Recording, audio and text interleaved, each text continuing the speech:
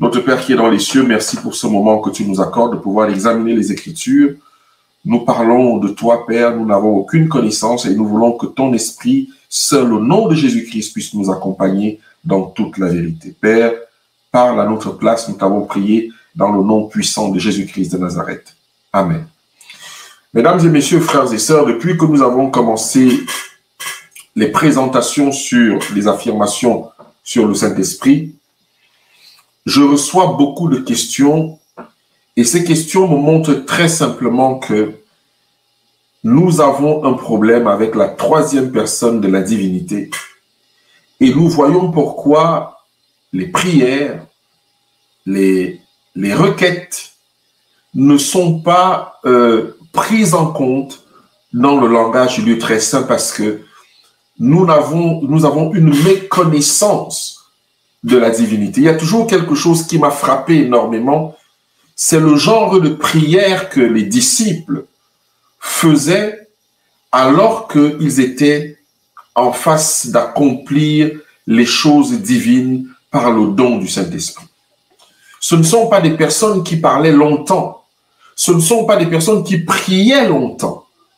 Quelle est cette différence entre eux et nous? Et pourtant, nous avons plus qu'ils en avaient aujourd'hui. Si nous essayons de faire du pas à pas, presque du mot à mot, sur la compréhension de la divinité, parce que l'Éternel est en train de se révéler comme la divinité est constituée, parce que nous arrivons à la fin de toute chose. Et le gros problème que la chrétienté a aujourd'hui, c'est la personne du Saint-Esprit. Et c'est pour ça que nous faisons attention. Nous nous arrêtons pour en parler avec des mots totalement simples. Mon frère, ma sœur, nous en parlons avec les mots totalement simples. Je l'ai dit aujourd'hui et je remercie une fois de plus mon bien-aimé frère Jean-Daniel de Haïti qui a participé totalement à la présentation de ce sujet. Le Saint-Esprit, est-ce une seule et même personne que le Christ? Et je vous invite déjà à voir justement les prétextes que les frères et sœurs soulèvent justement en notre rencontre pour dire que le Saint-Esprit est Jésus lui-même ou est l'Esprit de Jésus lui-même. Alors le premier prétexte, c'est bien celui-ci. Jean 14, verset 19. Encore un peu de temps, et le monde ne me verra plus, mais vous me verrez, car je vis, et vous vivrez aussi. Ça, c'est l'un des prétextes. Mais le deuxième est là aussi, hein. Jean 14, verset 18 à 20. Je ne vous laisserai pas seul. Excusez-moi. Désolé, excusez-moi un instant, s'il vous plaît.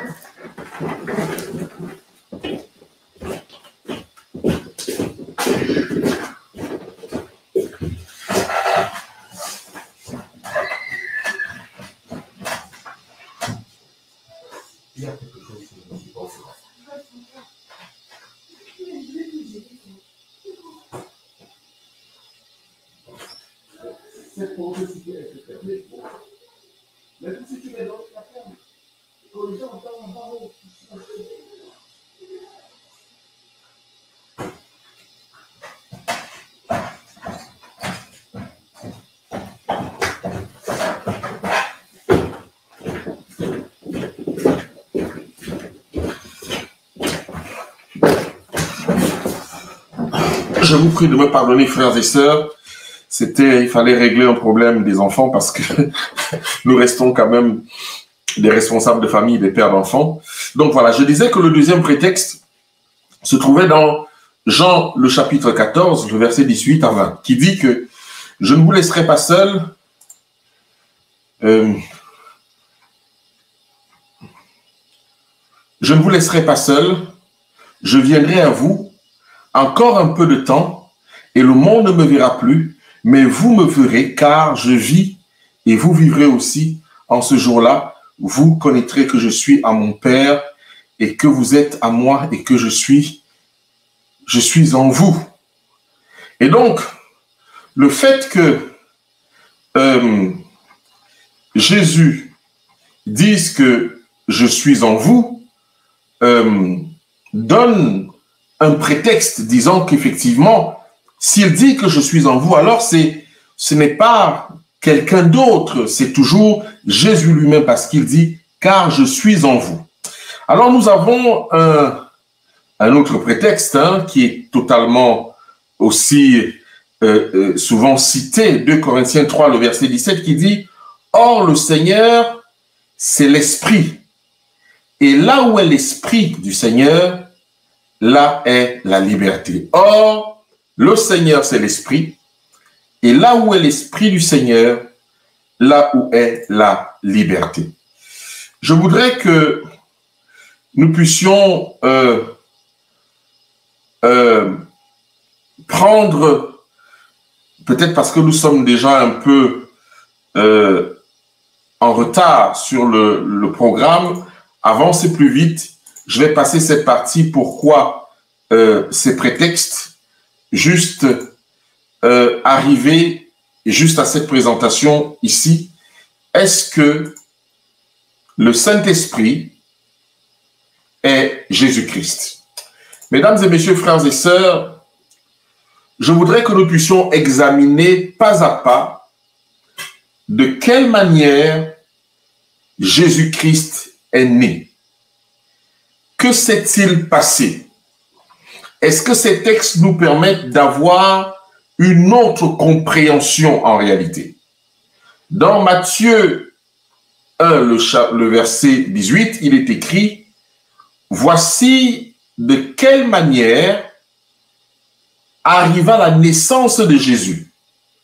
Marie, sa mère, ayant été fiancée à Joseph, se trouva enceinte par la vertu du Saint-Esprit avant qu'ils eussent habité ensemble. » Le texte nous explique bien en nous disant « Voici de quelle manière Jésus-Christ est venu à l'existence. Marie, sa mère, ayant été fiancée à Joseph, se trouva enceinte par la vertu du Saint-Esprit. » Il faut vraiment que nous comprenions quelque chose, parce que si nous n'arrivons pas à saisir ce que la divinité essaye de nous montrer pour nous qui sommes parvenus à la fin de toute chose, nous allons passer à côté du plan de la rédemption. D'ailleurs, quelqu'un a dit une fois dans l'un des chats que c'est Jésus qui compte et que ce n'est pas l'esprit, c'est Jésus qui compte, nous n'avons rien à voir avec ça, c'est Jésus qui compte et puis point barre.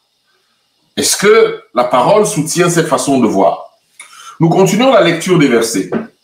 Dans Matthieu 1, le verset 20 à 21, il est écrit « Comme il pensait, voici un ange du Seigneur lui apparut en songe et dit à Joseph, fils de David, ne crains pas de prendre avec toi Marie ta femme, car l'enfant qu'elle a conçu vient du Saint-Esprit. » Est-ce que ça veut dire que dans ce cas, Jésus pouvait se concevoir lui-même? Parce que l'ange dit à Joseph, l'enfant que Marie a conçu vient du Saint-Esprit, elle enfantera un fils et tu lui donneras le nom de Jésus. C'est lui qui sauvera son peuple de ses péchés. Vous voyez, à plusieurs reprises déjà, nous avons une différence entre Jésus et le Saint-Esprit. Et dans Luc 1, le verset 41, dès qu'Élisabeth entendit la salutation de Marie, son enfant tressaillit dans son sein et elle fut remplie du Saint-Esprit. Donc, si Jésus lui-même est le Saint-Esprit, ça veut dire que dès qu'Élisabeth a vu Marie, Jésus qui est le Saint-Esprit est donc parti du ventre de Marie pour aller remplir Élisabeth. Nous devons prendre la parole comme elle nous est enseignée, puisque Dieu a mis la compréhension de la parole à la disposition des enfants. Jésus et le Saint-Esprit sont deux personnes distinctes. Et ça, c'est une affirmation que nous voulons mettre en évidence maintenant, selon ce qui est écrit. Et je vous ai dit tout à l'heure que nous n'allons soulever aucune citation de l'esprit de prophétie. Nous allons exclusivement citer la Bible ce soir, uniquement la Bible. Alors, Luc 1, le verset 13 à 15. Mais l'ange lui dit, ne crains point, Zacharie, car ta prière a été exaucée, ta femme Élisabeth enfantera un fils, et tu lui donneras le nom de Jean. Il sera pour toi un sujet de joie et d'allégresse, et plusieurs se réjouiront à sa naissance, car il sera grand devant le Seigneur, il ne boira ni vin, ni liqueur enivrant, il sera rempli du Saint-Esprit dès le sein de sa mère. Ça, c'est encore un ange qui le dit à Zacharie, le papa de Jean, qu'il sera rempli du Saint-Esprit. Alors, pendant que l'ange dit ça, Jésus est déjà dans le sein de Marie. Continuons notre lecture. La Bible nous dit donc dans Luc 1, le verset 39 à 43, ceci. Laissez-moi agrandir encore pour vous. Dans ce même temps, Marie se leva et s'en alla en hâte vers les montagnes d'une ville de Juda. Elle entra dans la maison de Zacharie et salua Élisabeth. Dès qu'Élisabeth entendu la salutation de Marie, son enfant tressaillit dans son sein et elle fut remplie du Saint-Esprit. Elle s'écria d'une voix forte, « Tu es bénie entre les femmes et le fruit de ton sein est béni. Comment m'est-il accordé que la mère de mon Seigneur vienne auprès de moi ?» Nous avons déjà lu cet épisode.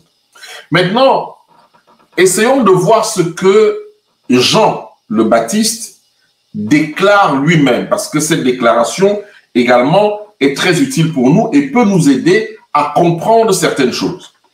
Que dit Jean au travers de la parole de Dieu? Matthieu 3, le verset 11 déclare ceci.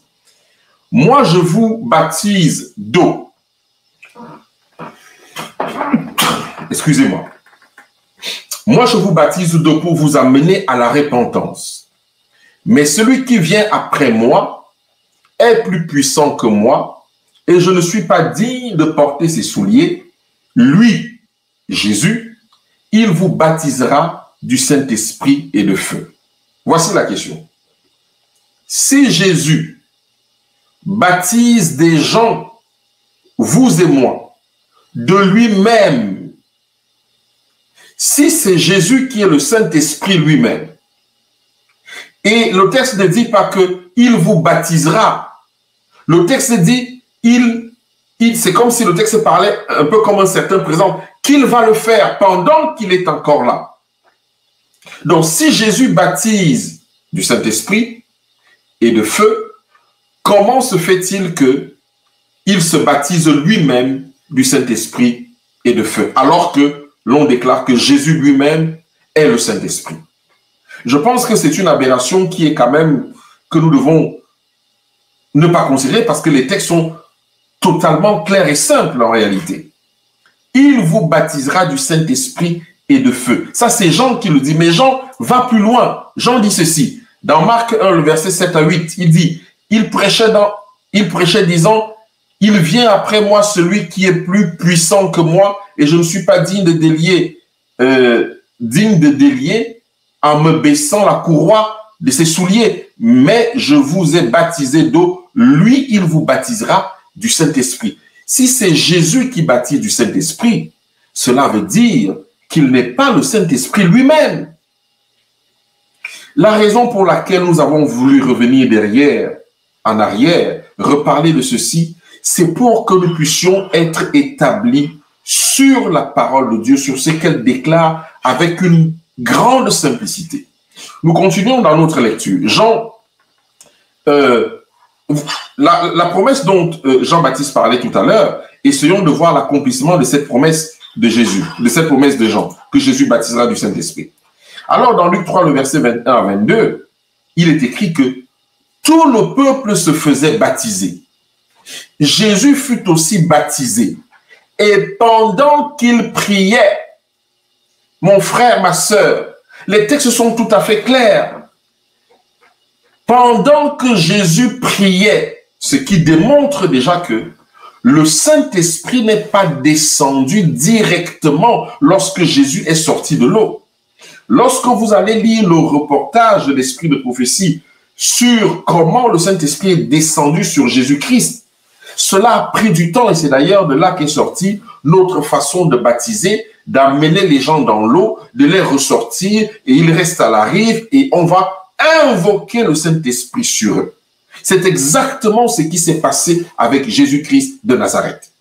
On dit que pendant qu'il priait, ce n'est pas une chose qui a mis 1 seconde, 2 secondes, c'est quelque chose qui a mis un petit moment lorsqu'on associe le reportage de l'Esprit de prophétie. la Bible dit que pendant qu'il priait, le ciel s'ouvrit. Jésus est physiquement là. On dit que le ciel s'ouvrit et le Saint-Esprit descendu sur qui? Sur Jésus, sur une forme corporelle comme une colombe. Ce n'était pas une colombe, c'est une forme. C'est tout ce que Jean a trouvé à dire là-dessus. Une forme corporelle comme ce n'était pas une colombe. Parce que Dieu ne va jamais se transformer en animal. D'accord? Dieu ne va jamais se transformer en animal. Il nous a fait à son image. S'il veut prendre une apparence, ce sera une apparence humaine, exclusivement humaine. Parce que nous sommes les seuls qui sont faits à l'image de Dieu, selon ce qui est écrit. Et le Saint-Esprit, les autres sont les créatures de Dieu. Je n'ai pas dit le contraire. Mais la Bible nous dit que l'homme a été fait à l'image de Dieu et selon sa ressemblance. Et le Saint-Esprit descendit donc sur lui sur une forme corporelle comme une colombe. Et une voix se fit entendre du ciel. Tu es mon fils bien-aimé, en toi j'ai mis toute mon affection. Nous voyons ici les trois membres de la divinité d'une façon distincte. C'est-à-dire Jésus qui est dans l'eau, qui sort de l'eau et qui va prier pour dire à son Père que donne la promesse que tu as prévue, parce que si tu ne la donnes pas, je ne pourrai pas accomplir l'œuvre comme il se doit.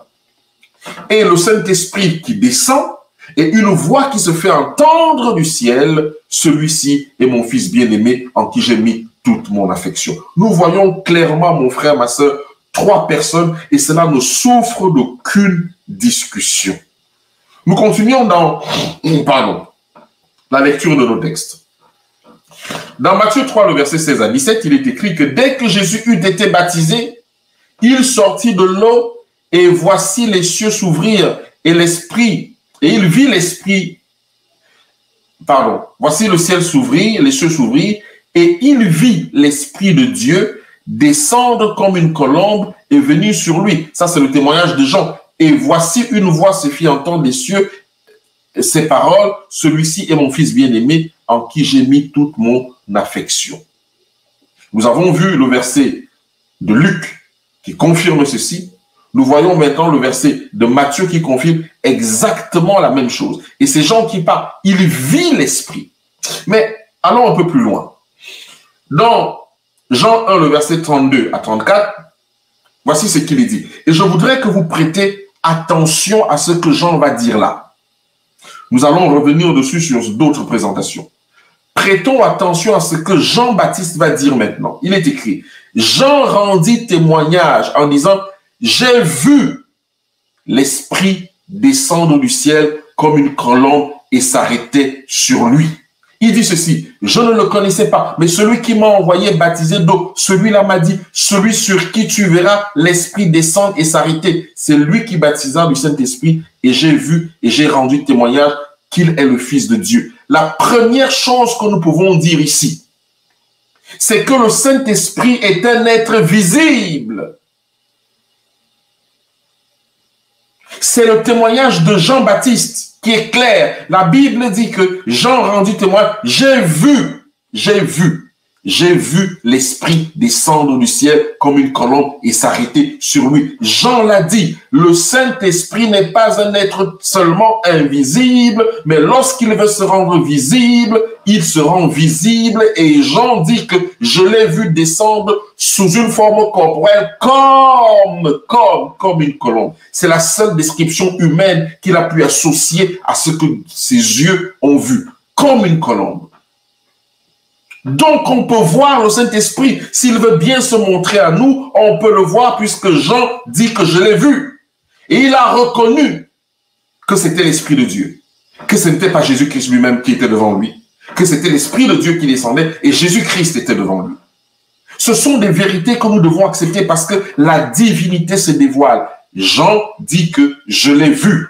J'ai vu l'Esprit descendre du ciel comme une colombe et s'arrêter sur lui. Et il précise que cette information-là, il la tient de celui qui l'a envoyé baptiser, donc il lui a dit que celui sur qui tu verras l'Esprit descendre et s'arrêter. Jean a vu l'Esprit descendre et s'arrêter, et la Bible dit que Jean témoigne que celui-là seul baptisera du Saint-Esprit, et il dit, j'ai vu et j'ai rendu témoignage qu'il est le Fils de Dieu. Une différence claire pour Jean entre Jésus-Christ et le Saint-Esprit. Et Jean dit, c'est un témoignage capital pour vous et moi. Si vous ne l'avez jamais vu, arrêtez-vous dessus. Jean dit, je l'ai vu. Je l'ai vu. Mesdames et messieurs, frères et sœurs, c'est la raison pour laquelle nous devons prêter attention à la problématique de la troisième personne de la divinité. Alors, Jésus est conduit au désert. La Bible nous dit dans Matthieu 4, verset 1. Alors Jésus fut amené au désert par l'Esprit.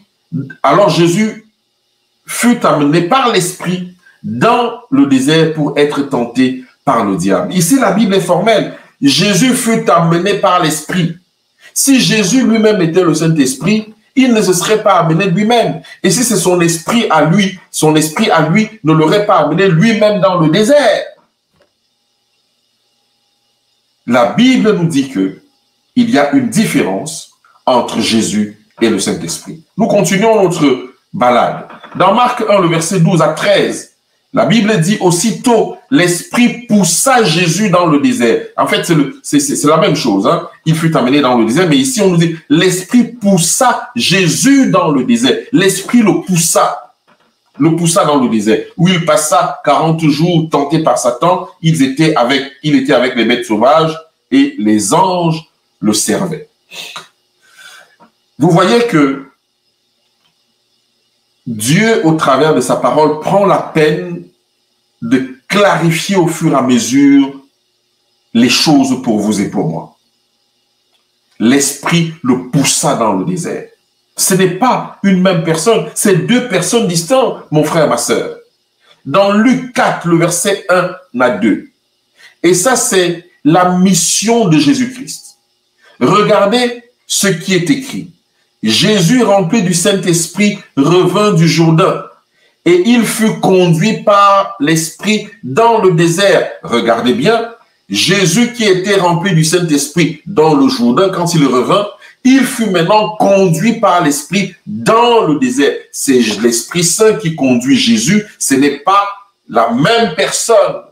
Ce n'est pas Jésus qui se conduit lui-même dans le désert. On dit que c'est l'Esprit qui le conduit. Il fut tenté par le diable pendant 40 jours. Il ne mangea rien durant ces jours-là. Et après qu'il fut reculé, il eut faim. Texte par texte, la Bible nous montre que Jésus n'est pas le Saint-Esprit et le Saint-Esprit n'est pas Jésus. Alors, Romains 8, verset 14. Vous voyez donc que la Bible nous dit qu'il fut rempli du Saint-Esprit et l'Esprit l'accompagna dans le désert. Et c'est le processus que vous et moi, nous devons avoir. Et c'est pour ça que Romains 8, le verset 14 dit ceci. Ceux qui sont conduits par l'Esprit sont fils de Dieu. Et le même Romains 8 dit que celui qui n'a pas l'Esprit en lui n'appartient pas à Jésus-Christ. N'appartient pas à Dieu. En d'autres termes, le préalable, c'est que nous soyons remplis du Saint-Esprit pour appartenir à Dieu. Et c'est ce qui s'est passé avec Christ. Il a été rempli du Saint-Esprit et voilà pourquoi il aurait pu être appelé, il a été appelé fils de Dieu. Nous continuons notre lecture. Maintenant, regardons ce que nous pouvons appeler ici la déclaration de mission de Jésus-Christ. Et je voudrais que nous nous arrêtons un peu sur ce qui est écrit. Peut-être nous n'avons jamais pris le temps de le lire. Et cette phrase-là se trouve dans pratiquement tout l'Ancien Testament. L'Esprit du Seigneur est sur moi.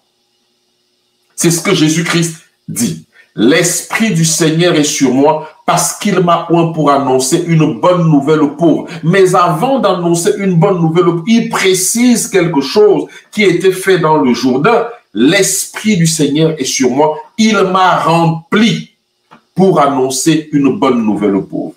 Et nous devons tirer une leçon ici, vous et moi. Est-ce que tout ce que nous le faisons comme le Maître Jésus-Christ, notre Dieu, l'a fait? Il nous a dit que pour qu'il puisse le faire, l'Esprit du Seigneur était sur lui. Comme les apôtres, comme les prophètes de l'Ancien Testament disaient, l'Esprit du Seigneur est sur moi. Il me transporta dans une montagne, il me transporta dans un désert, il me transporta à tel endroit. Jésus dit exactement la même chose. L'Esprit du Seigneur est sur moi.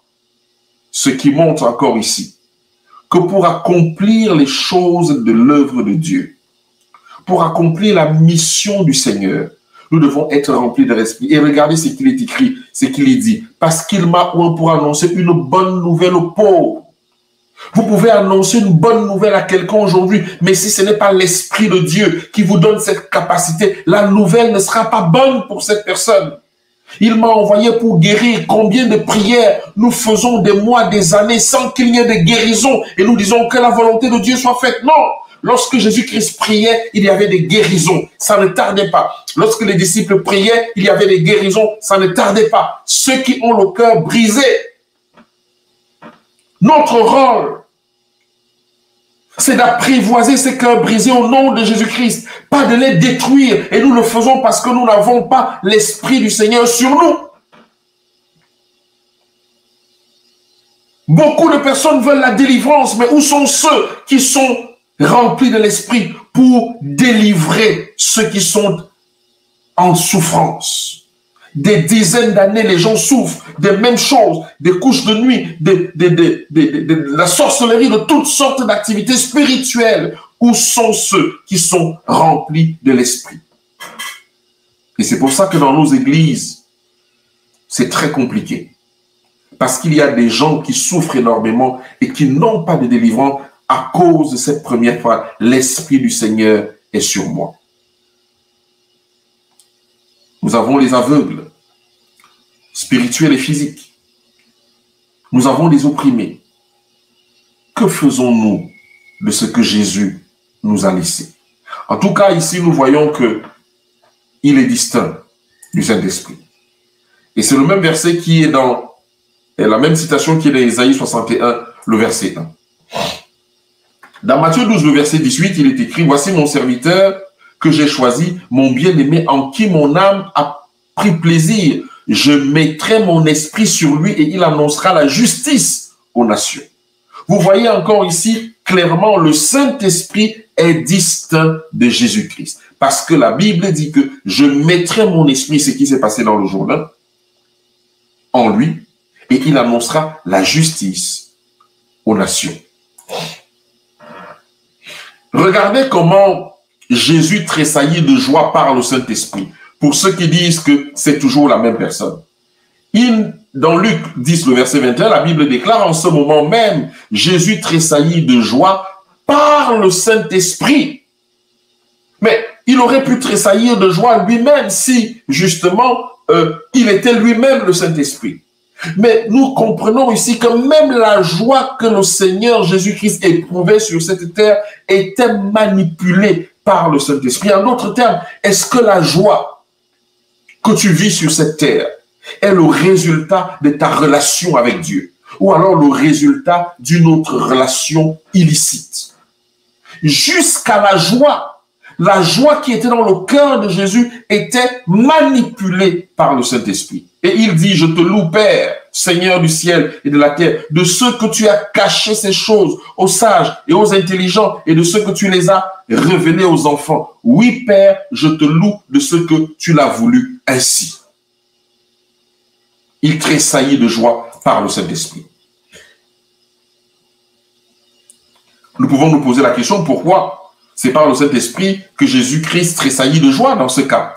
La Bible répond à cela. Les 70 revinrent avec joie, disant, Seigneur, les démons même nous sont soumis en ton nom. Jésus leur dit, je voyais Satan tomber du ciel comme un éclair. Et c'est pour ça que le Saint-Esprit fait en sorte que le cœur de Jésus tressaille de joie parce que il vient de voir comment l'ennemi de Dieu et des êtres humains vient de tomber du ciel comme un éclair. Et il dit ceci, voici, je vous ai donné le pouvoir de marcher sur les serpents et les scorpions et sur toute la puissance de l'ennemi. Nous allons revenir sur ce texte. Parce que je ne peux pas comprendre, mes frères et sœurs. Et c'est pour ça que je vais consacrer ma vie au nom de Jésus-Christ s'il le faut à comprendre ce qui ne va pas avec la personne du Saint-Esprit. La Bible dit que Dieu nous a donné le pouvoir sur la puissance de l'ennemi, sur toute la puissance de l'ennemi. Mais nous vivons comme des gens Nous nous faisons attaquer. L'ennemi fait de nos vies ce qu'il veut, de nos familles ce qu'il veut, de notre entourage ce qu'il veut. Il crée des divisions partout, alors même que Jésus nous a dit, je vous ai donné le pouvoir, pas sur une partie de la puissance de l'ennemi, mais sur toute la puissance de l'ennemi. Et je commence à comprendre pourquoi Jésus dit que si vous avez la foi comme un grain de sénévé, vous pouvez dire à cette montagne, déplace-toi. Et cette montagne se déplacera. Pourquoi? Parce que le Saint-Esprit a besoin de trouver la foi d'un homme pour manifester la puissance de Dieu. Nous allons revenir, mais nous voyons encore ici que Jésus tressaille de joie parce qu'il voit comment l'Esprit de Dieu va mener l'œuvre avec les disciples. Et il dit, Seigneur, je te remercie parce que tu as caché ceci aux sages. Nous continuons notre lecture, mesdames et messieurs, frères et sœurs. La Bible dit dans Matthieu 10, le verset 20, ceci. Car ce n'est pas vous qui parlerez, c'est l'Esprit de votre Père qui parlera en vous. Car ce n'est pas vous qui parlerez, et ça c'est Jésus qui le dit. Car ce n'est pas vous qui parlerez, mais c'est l'Esprit de votre Père qui parlera en vous. Nous devons être tellement dans une relation avec Dieu que, à partir d'un certain moment, ce n'est pas vous qui parlerez. Et cette histoire doit se mettre en place dès à présent. Parce que pour qu'une prédication touche les cœurs et brise les âmes et les amène à la repentance, ce n'est pas la parole d'un homme qu'il faut mettre en évidence. Il faut simplement que l'Esprit de Jésus, l'Esprit de Dieu prenne le contrôle de notre langue pour dire des choses simples qui vont impacter le cœur des hommes. Pour vous faire comprendre ce que je suis en train de dire, regardez la prière de Jésus-Christ lorsqu'il va ressusciter Lazare. Regardez la prière de Pierre lorsqu'il va ressusciter Tabitha. Qu'est-ce qu'il y a dit? Qu'est-ce qui a été dit d'extraordinaire? Rien du tout.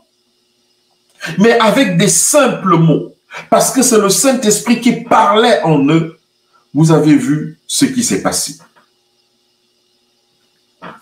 Nous continuons. Maintenant, les propos de Jésus-Christ, lui-même sur le Saint-Esprit, nous allons rapidement passer dessus parce que nous les avons déjà vus. Nous faisons cette présentation ce soir encore pour vous démontrer que Jésus n'est pas le Saint-Esprit et le Saint-Esprit n'est pas Jésus, juste avec la Bible que vous et moi, nous lisons ensemble, au cas où vous l'auriez oublié. Les propos maintenant de Jésus-Christ face au Saint-Esprit. Que dit Jésus? Matthieu 12, le verset 31. C'est pourquoi je vous le dis, tout péché et tout blasphème sera pardonné aux hommes. Mais le blasphème contre l'Esprit ne sera point pardonné. Quiconque parlera contre le Fils de l'homme, il lui sera pardonné. Mais quiconque parlera contre le Saint-Esprit, il ne lui sera pardonné ni dans ce siècle, ni dans celui qui est à venir. Nous avons vu ce texte la semaine dernière. Pourquoi est-ce que la divinité donne de l'importance au Saint-Esprit? Ce n'est pas nous qui le donnons, c'est la divinité qui le donne. Et un frère m'a abordé dernièrement dans nos échanges, justement, d'ailleurs que j'attends avec impatience que le Seigneur lui donne la possibilité de venir intervenir ici sur ce sujet-là. Il me disait, mais Marc, il y a un problème d'égalité. Il y a un problème d'égalité. Pourquoi le Saint-Esprit deviendrait subitement plus important que Jésus lui-même? Et je suis resté tranquille, je ne savais pas quoi répondre. Mais quelque chose m'a été inspiré. J'ai dit, mais d'abord, c'est Jésus lui-même qui le dit. Et je ne discute pas avec les paroles de Jésus. Mais deuxièmement, quand vous êtes un homme, on peut prendre votre voiture, vous ne dites rien. On peut prendre votre maison, vous ne dites rien. On peut même prendre votre argent, vous ne dites rien. Mais si on touche à votre femme, là vous allez réagir. Est-ce que ça veut dire que l'homme est moins important que sa femme? Et c'est pour ça que dans Jacques 4, le verset 5, la version Louis II, la Bible dit que c'est avec jalousie que Dieu chérit l'esprit qu'il a fait habiter en nous. Et c'est pour ça d'ailleurs que Jésus lui-même dit que je vais intercéder auprès du Père. Jésus ne dit pas que lorsque je vais arriver, le Saint-Esprit va descendre. Il dit non, je vais intercéder auprès du Père pour vous envoyer un autre consolateur. C'est la divinité qui a décidé qu'il ne faut jamais pécher contre le Saint-Esprit. Et nous ne pouvons pas faire autrement parce que c'est une révélation de la divinité. Nous continuons dans notre lecture. Luc 12, le verset 10. Nous l'avons vu, et quiconque parlera contre le Fils de l'homme, il lui sera pardonné, mais celui qui blasphémera contre le Saint-Esprit, il ne lui sera point pardonné. Nous sommes déjà d'accord, et nous voyons ici que si on pêche contre le Fils, on est pardonné, et contre l'Esprit, on n'est pas pardonné. Cela veut dire que ce n'est pas une seule et même personne.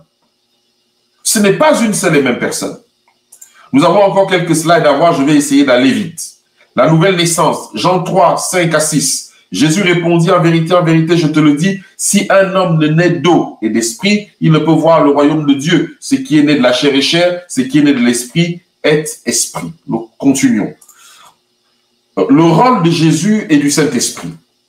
Alors, dans Jean 5, le verset 36, il est écrit, moi, j'ai un témoignage plus grand que celui de Jean, car les œuvres que le Père m'a donné d'accomplir, ces œuvres même que je fais, témoignent de moi que c'est le Père qui m'a envoyé. Le rôle de Jésus, c'est de rendre témoignage aux œuvres du Père. Parce qu'il dit que ce qu'il dit, il le dit comme le Père lui a demandé de le dire. Et c'est pour ça qu'il peut dire dans Jean 5, verset 36 que j'ai un témoignage plus grand que celui de Jean, parce que moi je rends témoignage au Père, que c'est lui qui m'a envoyé. Et dans Jean 17, le verset 4 à 6, la Bible dit, je t'ai glorifié sur la terre, j'ai achevé l'œuvre que tu m'as donnée à faire, j'ai fait connaître ton nom aux hommes que tu m'as donnés au milieu du monde, ils étaient à toi et tu me les as donnés et ils ont gardé ta parole. Le rôle de Jésus-Christ sur cette terre, c'est de rendre témoignage au Père. C'est de rendre témoignage au Père. Nous continuons. Maintenant, le Saint-Esprit, lui, son rôle, c'est de rendre témoignage à Jésus-Christ. Et c'est pour ça qu'il est écrit dans Jean 15, verset 26, « Quand sera venu le consolateur, que je vous enverrai de la part du Père, l'Esprit de vérité qui vient du Père, il rendra témoignage de moi. » Jésus rend témoignage au Père, deux rôles bien distincts. Le Saint-Esprit rend témoignage à Jésus. Et ici, c'est Jésus qui le dit, « Le Saint-Esprit rendra témoignage de moi. » Mon bien-aimé frère, ma bien-aimée sœur, Jésus n'est pas le Saint-Esprit. Et le Saint-Esprit n'est pas Jésus. Le Saint-Esprit n'est pas Jésus qui revient sous une autre forme. Parce qu'il nous a dit que je vous enverrai un autre consolateur, je vais intercéder auprès du Père. La Bible continue à nous dire dans Jean 16, le verset 12 à 15, « J'ai encore beaucoup de choses à vous dire, mais vous ne pouvez pas les porter maintenant. Quand le consolateur sera venu, l'Esprit de vérité, il vous conduira dans toute la vérité, car il ne parlera pas de lui-même. Pourquoi voulez-vous que l'Esprit parle de lui-même? Mais il dira tout ce qu'il aura entendu et il vous annoncera les choses à venir. Il me glorifiera parce qu'il prendra de ce qui est à moi et vous l'annoncera. Tout ce que le Père a est à moi. C'est pourquoi j'ai dit qu'il prendra de tout ce qui est à moi et qu'il vous l'annoncera. Le rôle du Saint-Esprit, ce n'est pas parler de lui-même.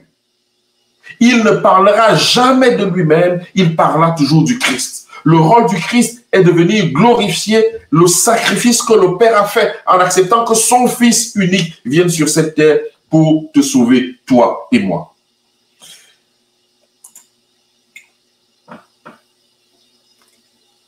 Lorsque Jésus quitte le monde, le Saint-Esprit descend. Voyons les versets. Jean 14, verset 19. « Encore un peu de temps, et le monde ne me verra plus. Mais vous, vous me verrez, car je vis, et vous aussi, et vous vivrez aussi. » Ça, c'était aussi un prétexte que nos frères et sœurs prennent pour dire que c'est Jésus qui est revenu sous une autre forme.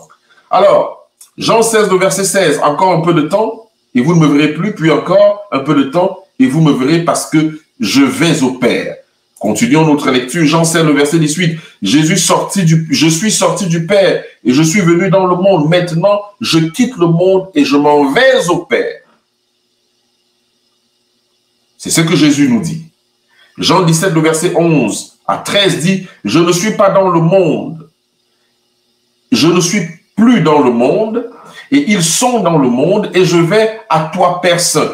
Garde en ton nom ce que tu m'as donné, afin qu'ils soient un comme nous. Lorsque j'étais avec eux dans le monde, je les gardais en ton nom. J'ai gardé ceux que tu m'as donnés, et aucun d'eux n'est perdu, sinon le fils de la perdition, afin que l'écriture fût accomplie. Et maintenant je vais à toi, et je dis ces choses dans le monde, afin qu'ils aient en eux ma joie parfaite. Donc Jésus déclare clairement qu'il part du monde, qu'il a accompli la mission.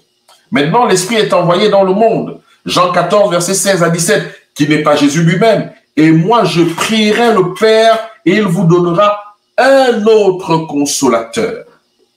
Nous ne sommes ici qu'en train de lire, mes bien-aimés frères, mes bien-aimées sœurs, simplement la parole de Dieu. La Bible est claire. Et moi, je vais prier le Père, et il vous donnera un autre consolateur, afin qu'il demeure éternellement avec vous, l'esprit de vérité que le monde ne peut recevoir parce qu'il ne le voit point. Regardez bien la nuance ici.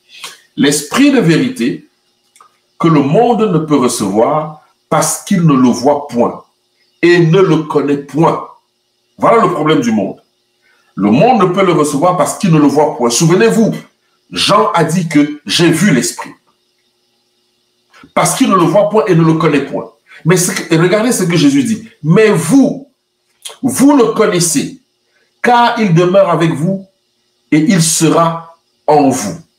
Et nous allons nous poser la question, pourquoi les disciples savaient faire la différence entre Jésus-Christ et le Saint-Esprit dans leur parcours? Regardez bien les textes et nous allons les refaire ensemble. Vous allez voir comment, lorsque c'est Jésus, les apôtres, les disciples disent Jésus. Mais lorsque c'est le Saint-Esprit, ils disent clairement le Saint-Esprit. Pourquoi avait-il cette connaissance? Parce que Jésus lui-même leur dit, mais vous le connaissez, car il demeure avec vous et il sera en vous. Deux choses. Il demeure avec vous, comme dire autour de vous, partout où vous êtes, mais en plus, il sera en vous. Vous voyez? C'est l'œuvre du Saint-Esprit. Alors la Bible dit encore dans Jean 16, versets 7 à 8, « Cependant, je vous dis la vérité, il vous est avantageux que je m'en aille, car si je ne m'en vais pas, le consolateur ne viendra pas. » Donc ça ne peut pas être Jésus lui-même, puisqu'il dit que si je ne m'en vais pas, le consolateur ne viendra pas. Mais si je m'en vais, je vous l'enverrai. Et quand il sera venu, il convaincra le monde en ce qui concerne le péché, la justice et le jugement. Ce n'est pas Jésus qui revient convaincre le monde de péché, de justice et de jugement, c'est le Saint-Esprit. Et nous devons accepter. Comme les Juifs ont eu la difficulté d'accepter la deuxième personne de la divinité, qui était Jésus, qui était le Fils de Dieu, c'est pour ça qu'on l'a crucifié. Les hommes modernes d'aujourd'hui refusent d'accepter la troisième personne de la divinité. Et si même ils acceptent, il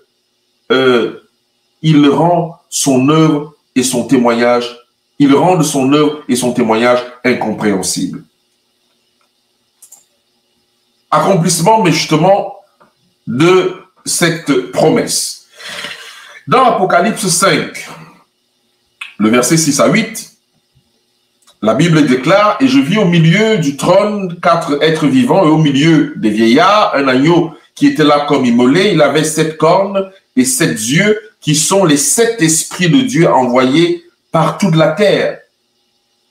Il vint et prit le livre dans la main droite et de celui qui était assis sur le trône. Quand il eut pris le livre, les 4 êtres vivants et les 24 vieillards se prosternaient devant l'agneau, tenant chacun une harpe et des coupes d'or remplies de parfums, qui sont les prières des saints. » Beaucoup de personnes m'ont dit que ils n'ont pas vu plusieurs trônes dans la vision que donne Jésus-Christ du royaume des cieux, là où s'exerce le jugement. Je vais revenir sur cette question parce que Jésus l'a dit que il fera asseoir sur son trône ceux qui ont vaincu, comme lui-même a vaincu, et il s'est assis sur le trône de son Père. Pas sur son trône, mais sur le trône de son Père. Mais nous allons revenir dessus aussi. Mais nous voyons que même dans la vision de l'Apocalypse, nous voyons que le Saint-Esprit est là parce qu'on nous parle ici des 7 esprits de Dieu qui parcourent toute la terre. Nous y reviendrons, c'est un détail. Je ne voulais pas vous prendre la tête avec ça. Et dans Acte 2, le verset 2 à 4, il est écrit, et tout à coup, il vint du ciel un bruit, la promesse du Saint-Esprit qui vient sur terre, sur les hommes, comme celui d'un vent impétueux, et remplit toute la maison où ils étaient assis. Des langues semblables à des langues de feu leur apparurent, séparées les unes des autres, et se posaient sur chacun d'eux. Ils furent tous remplis du Saint-Esprit, et se mirent à parler en d'autres langues, selon que l'Esprit leur donnait de s'exprimer. Lorsque nous allons avancer sur nos études sur le Saint-Esprit, nous serons obligés de nous arrêter également dans cet épisode pour nous montrer quelque chose. Et nous allons parler également du baptême de l'Esprit. Qu'est-ce qui se passe lorsque la divinité atteste que votre repentance est authentique et que vous recevez le baptême du Saint-Esprit? Nous allons voir réellement ce qui se passe. Parce que la divinité ne vient pas dans son temple les mains vides. C'est pour ça qu'on nous parle des langues de feu qui furent séparées des unes et se posaient sur chacun d'eux, et ils furent tous remplis du Saint-Esprit, et ils se mirent à parler en d'autres langues selon que l'Esprit leur donnait de s'exprimer.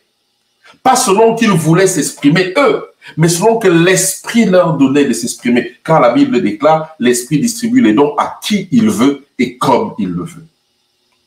La promesse se réalise, le Saint-Esprit vient sur terre, il commence à remplir les 120 disciples qui sont dans la chambre haute. Et bien sûr ici, ce n'est pas Jésus-Christ qui revient sous une autre forme pour remplir les disciples, puisqu'il nous l'a déjà dit à l'avance que ce n'est pas lui-même qui revient, c'est un autre consolateur.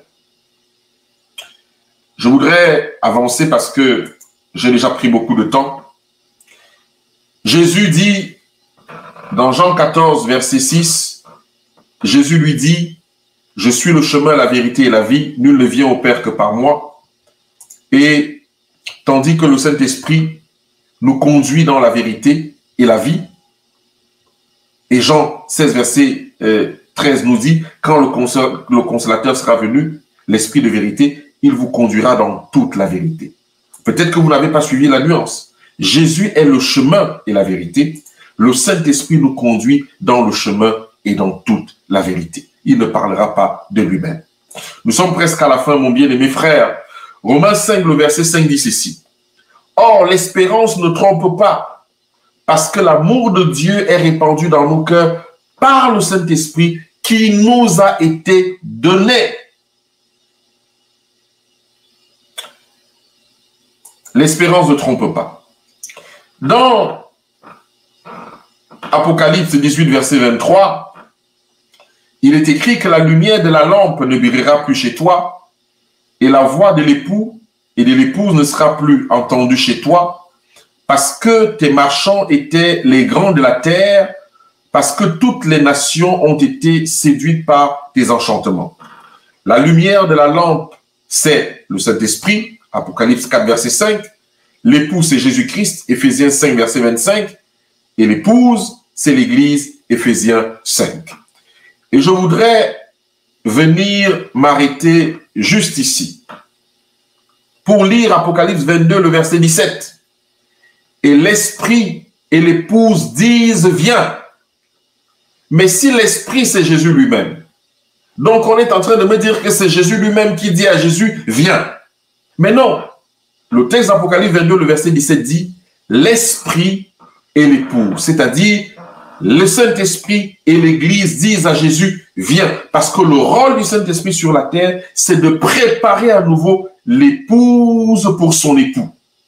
Et c'est pour ça que l'épouse et l'Esprit peuvent, lorsqu'ils sont déjà prêts tous les deux, peuvent dire au Seigneur Jésus-Christ « Viens ».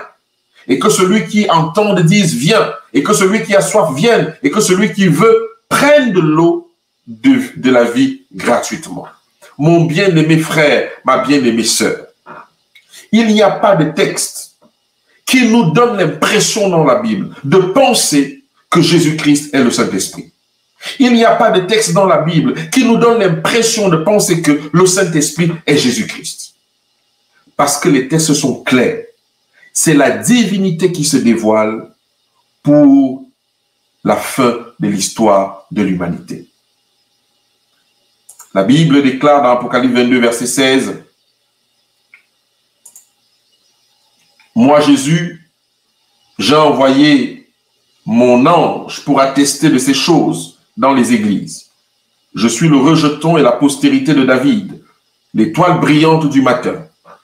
Et l'esprit et l'épouse disent, viens, et que celui qui entend dise, viens, et que celui qui a soif vienne, que celui qui veut prenne de l'eau de la vie gratuitement. Celui qui atteste ces choses dit, oui, je viens bientôt. Amen, viens, Seigneur Jésus. » Je voulais prendre le temps, avec le concours de mon bien-aimé frère Jean-Daniel, pour vous présenter une dernière fois, parce que nous allons passer à autre chose. Le peuple de Dieu a beaucoup de difficultés et a besoin de revenir aux choses simples. J'ai passé pratiquement plus de 63 slides de versets bibliques ce soir pour vous montrer que le Saint-Esprit n'est pas Jésus-Christ et que Jésus-Christ n'est pas le Saint-Esprit. Bibliquement parlant, nous n'avons pas énoncé ici une citation de l'esprit de prophétie. Juste la Bible, par des mots simples, un autre consolateur. Nous avons vu la naissance de Jésus. Nous avons vu son parcours spirituel. Nous avons vu sa crucifixion. Nous avons vu les œuvres de Jésus. Le témoignage de Jean-Baptiste est clair. Et nous allons revenir dessus. J'ai vu l'Esprit descendre sur lui. Ce qui veut dire que l'Esprit est un être que l'on peut voir. Lorsque la divinité nous donne la possibilité de voir l'Esprit, on peut voir l'Esprit parce que Jean dit, je l'ai vu, car celui qui m'a envoyé baptiser d'eau m'a dit, celui sur qui tu verras descendre l'Esprit, c'est lui qui baptise du Saint-Esprit. Et Jean dit, je l'ai vu. Et je rends témoignage de cela, que c'est lui, le Fils de Dieu. Nous avons quelque chose à faire. Nous avons une prière à adresser à Dieu. Il faudrait que nous revenions à la simplicité de la parole et de rejeter les sirènes de notre intelligence humaine, car c'est une folie devant Dieu. Merci frères et sœurs de nous avoir écoutés ce soir. Je suis à votre disposition pour toutes les questions que vous pourriez poser. Ce soir, vous connaissez le lien StreamYard.